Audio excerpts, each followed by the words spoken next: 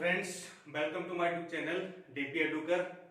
दोस्तों, आप लोग बहुत दिनों से कमेंट कर रहे थे और आपका कमेंट करना जायज भी है, क्योंकि वीडियो कुछ दिनों से प्रॉपर तरीके से अपलोड नहीं हो पा रहे थे और समय का अभाव था, समय की व्यस्तता थी। आपको पता है कि हमारी ज्वाइनिंग की प्रक्रिया भी लगभग अंतिम चरण में है और तो वहाँ भी व्यस्तता काफ़ी है, आना जाना पड़ता है।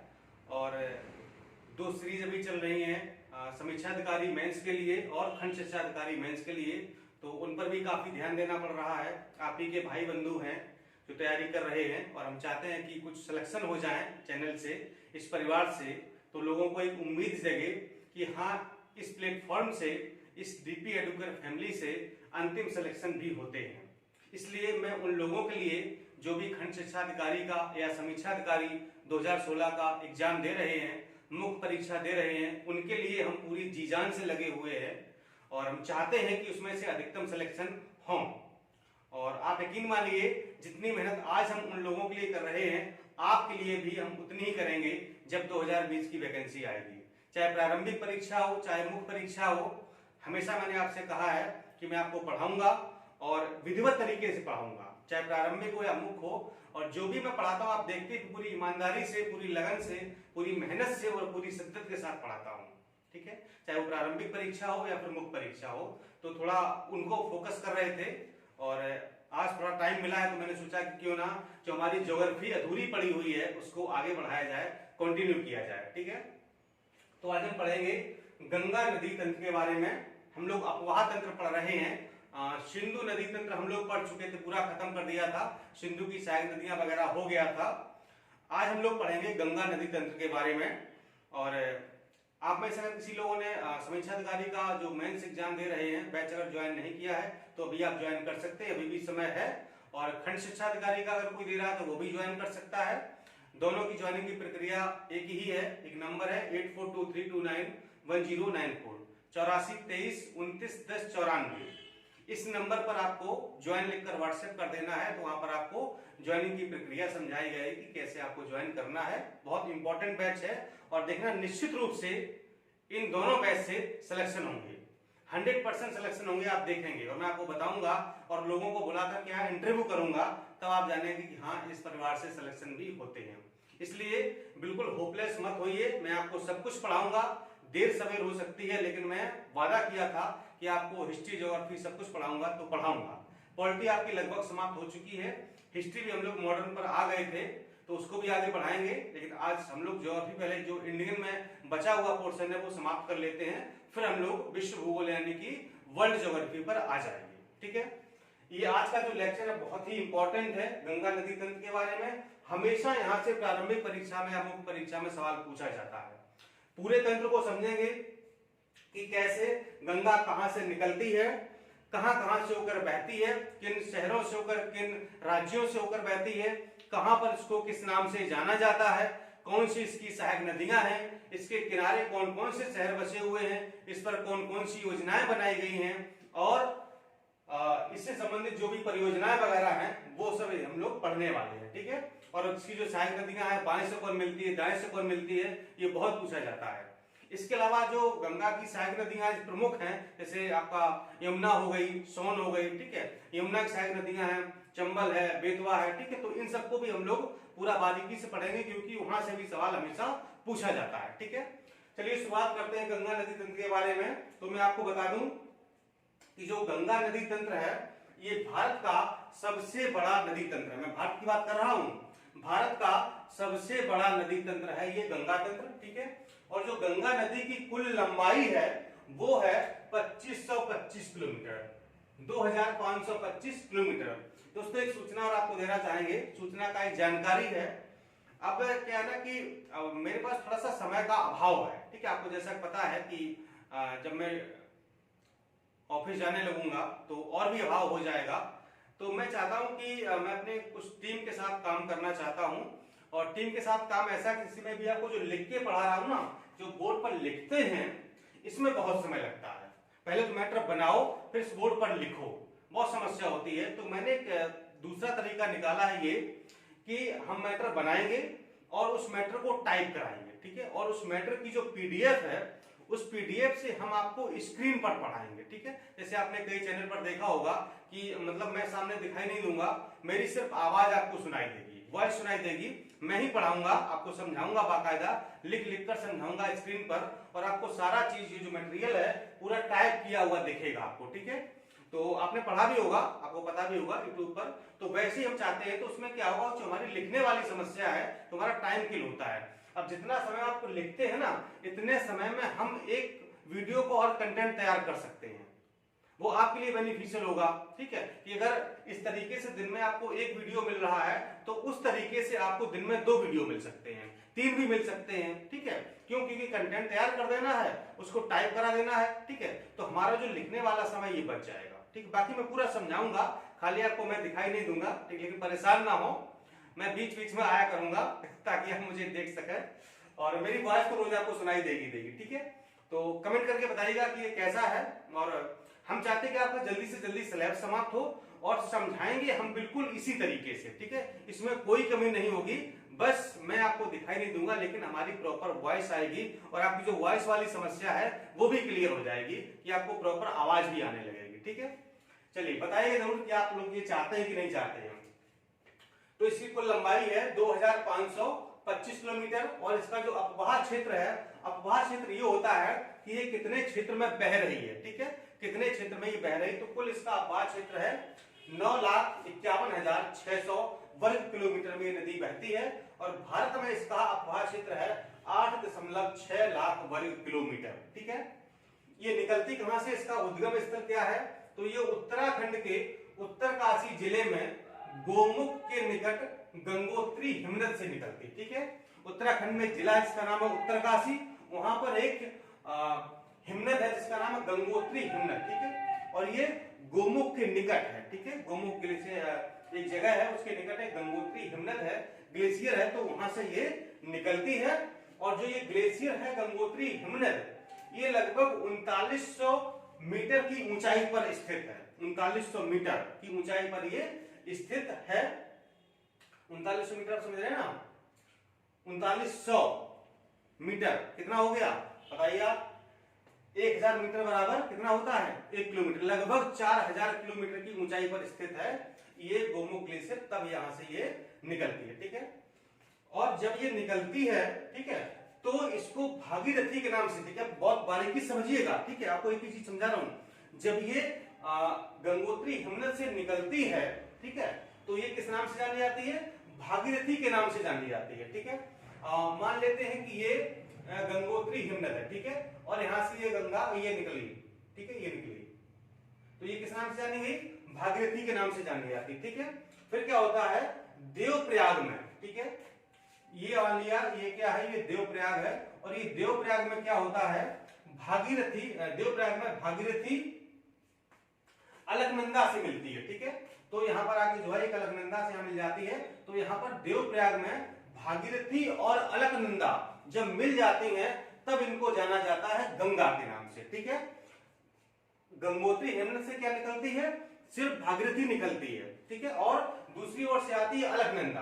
अब ये अलकनंदा कहां से निकलती है, अलकनंदा निकलती है बद्रीनाथ, एक जगह है जहां आपने सुना भी होगा, केदारनाथ बद्रीनाथ, तो बद्रीनाथ के ऊपर एक सतोपत हिमनद है, इस सतोपत हिमनद से अलकनंदा निकलती है, ठीक है, और अलकनंदा देखिए बाएं साइड से मिल रही है, ठीक है, गंगा के बाएं साइड से मिल रही है, तो ये जो है आई क्या, अलकनंद। ये कौन सा हिमनद, ये है आपका गंगोत्री हिमनद, ये आपकी निकली भागीरथी, ठीक है, ये आपकी निकल गई भागीरथी, और ये है आपका सतोपत हिमनद, यहाँ पर सतोपत हिमनद है, यहां से निकली कौन सी, अलकनंदा, अलकनंदा, ठीक है। तो ये गंगोत्री हिमनद है, यहां से भागीरथी निकली, ये सतोपत हिमनद है, यहां से अलकनंदा निकली, और ये जगह है देवप्रयाग, ठीक है, ये देवप्रयाग में भागीरथी और अलकनंदा दोनों आके मिल गई, तो यहां से ये जानी गई गंगा के नाम से, ठीक है। देवप्रयाग के बाद ये गंगा के नाम से जानी जाती, लिखा हुआ है देवप्रयाग में भागीरथी अलकनंदा से मिलती है और गंगा कहलाती है, गंगा के नाम से जानी जाती है, ठीक है। अलकनंदा कहां से निकलती है, बद्रीनाथ के ऊपर ये सतोपत हिमनद वहां से निकलती है, और अलकनंदा जो है जो 3 नदियों से मिलकर के बनती है, अलकनंदा, धौली और विष्णुगंगा धाराओं से मिलकर के बनती है। ठीक है, यहां से जो अलकनंदा सतोपथ हिमनद से निकल रही है, तो जो ये अलकनंदा है ना, यहाँ पर 3 धाराएं हैं, अलकनंदा, धौली और विष्णुगंगा। इन तीनों से मिलकर के अलकनंदा बनती है। ठीक है, इसके बाद जो गंगा है, ये मैदान में कहां प्रवेश करती है, तो ये हरिद्वार के पास मैदान में प्रवेश कर जाती है। ठीक है, बहुत प्रश्न पूछा जाता है कि गंगा मैदान में कहां प्रवेश करती है, तो आप बताइए कि हरिद्वार में ये मैदान में प्रवेश कर जाती है। इससे पहले ये पहाड़ों में, पत्थरों में ऐसी बहती रहती है। ठीक है, ये हरिद्वार में मैदान में प्रवेश करती है और ये गंगा नदी भारत के 5 राज्यों में बहती है, या भारत के 5 राज्यों से होकर गुजरती है, जिसमें उत्तराखंड, उत्तर प्रदेश, बिहार, पश्चिम बंगाल और झारखंड से। ठीक है, उत्तराखंड में 110 किलोमीटर बहती है, उत्तर प्रदेश में 1450 किलोमीटर बहती है, जो कि सर्वाधिक लंबाई गंगा की उत्तर प्रदेश में ही आती है, और बिहार में 445 किलोमीटर, पश्चिम बंगाल में 520 किलोमीटर और झारखंड में इसकी सबसे कम लंबाई बहती है।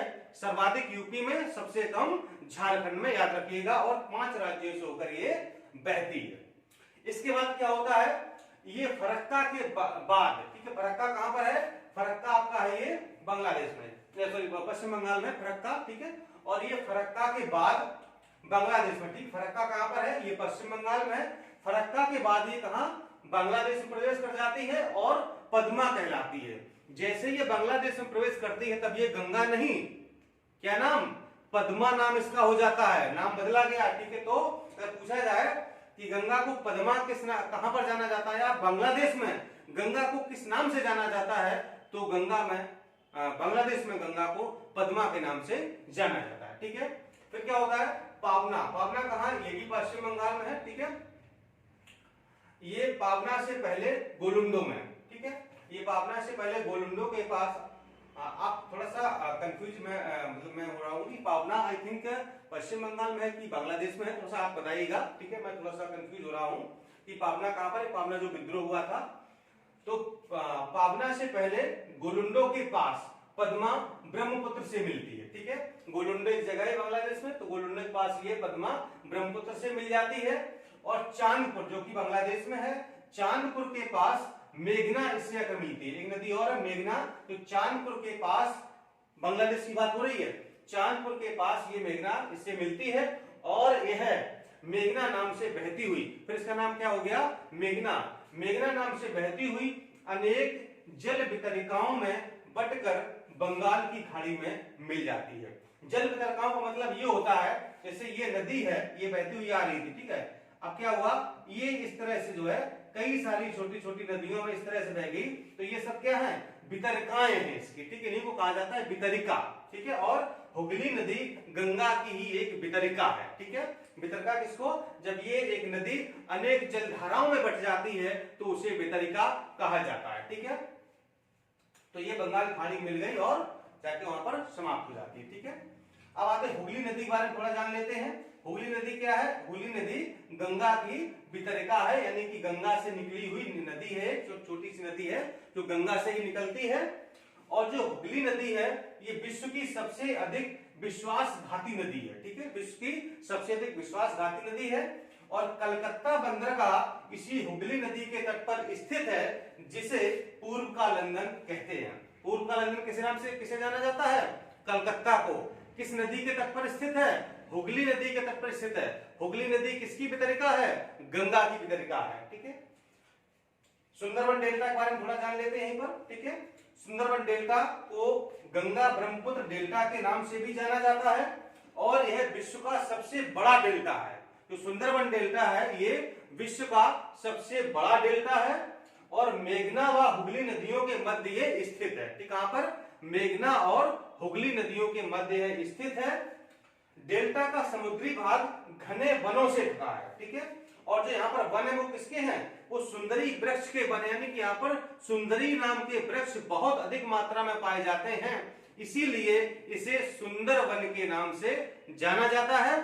और ये मैंग्रोव वनों के लिए बहुत प्रसिद्ध है। ठीक है, ये मैंग्रोव वनों के लिए बहुत प्रसिद्ध है और बंगाल टाइगर यहीं पर पाए जाते हैं। ध्यान रखिएगा, तो जिसको बंगाल टाइगर कहते हैं ना, वो इन्हीं मैंग्रोव वनों में पाए जाते हैं, यानी कि सुंदरबन डेल्टा में पाए जाते हैं। और सबसे ज्यादा जो मैंग्रोव वन है वो पश्चिम बंगाल में पाए जाते हैं, दूसरे स्थान पर गुजरात है और तीसरे स्थान पर है आंध्र प्रदेश। ये कभी कभी पूछ दिया जाता है कि सर्वाधिक मैंग्रोव वन कहां पाए जाते हैं, तो ये तो आपको पता है कि पश्चिम बंगाल में, लेकिन पश्चिम बंगाल विकल्प में नहीं होता है, फिर आप होते हैं कंफ्यूज।